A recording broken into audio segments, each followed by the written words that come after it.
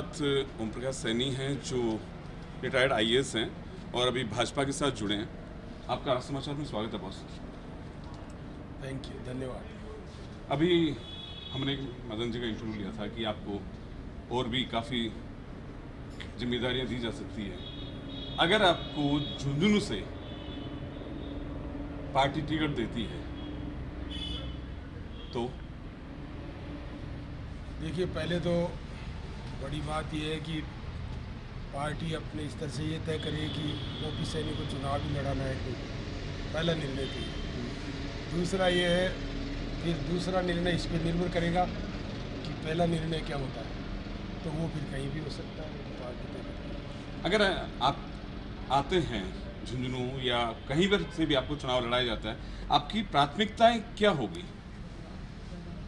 प्राथमिकताएं तो जो है हमारी पार्टी की सामने है पूरा एजेंडा।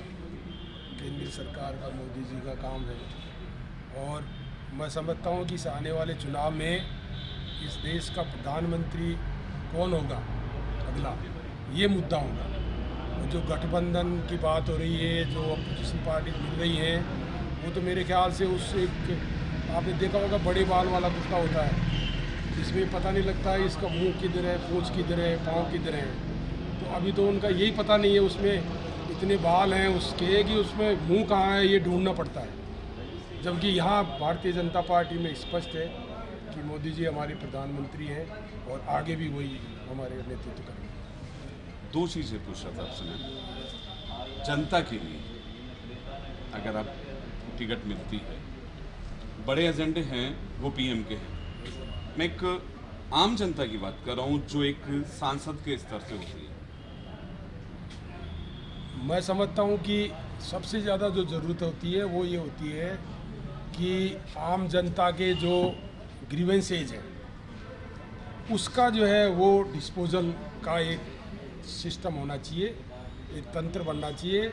और मैं समझता हूँ कि एक उसका एक नियंत्रण कक्ष स्थापित होना चाहिए जो 24 घंटे काम करे, 8-8 घंटे की ड्यूटी तैनात में रहे और वहाँ पे जो भी क्षेत्र का जो भी मतदाता है, व्यक्ति है, नागरिक है, वो अपनी समस्या वहाँ पे फ़ोन से बताए, एसएमएस से बताए, व्हाट्सएप से बताए, इंटरनेट से बताए और उसके ऊपर फिर जो भी आगे विभाग है, एजेंसी है, सरकार है, वहाँ पर मैं समझता हूँ कि एमपी हो या एमएलए हो उसको फिर परस्यू करना चाहिए।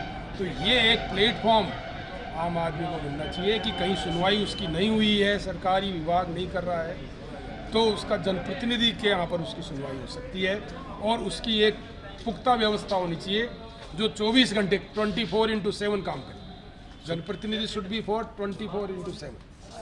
अब आईएएस भी रहे हैं, जनता की नब्ज आसानी से जानते हैं कि क्योंकि इतने साल लोग आपसे जुड़े हैं। बेसिक जो चीज़ें हैं, वादे बहुत करते हैं नेता लोग, लेकिन बेसिक चीज़ें अभी तक कोई शायद नेता होगा जिसने पूरी की होगी। मैं समझता हूँ आपने ठीक बात कही। जो मेन चीज़ होती है गवर्नेंस, गवर्नेंस का मतलब कि सरकार विभाग हैं, एजेंसीज हैं, उनके काम हैं, डे टू डे काम है। हम कई बार जो है बड़े बड़े विकास कार्यों में दैनिक कार्यों को भूल जाते हैं।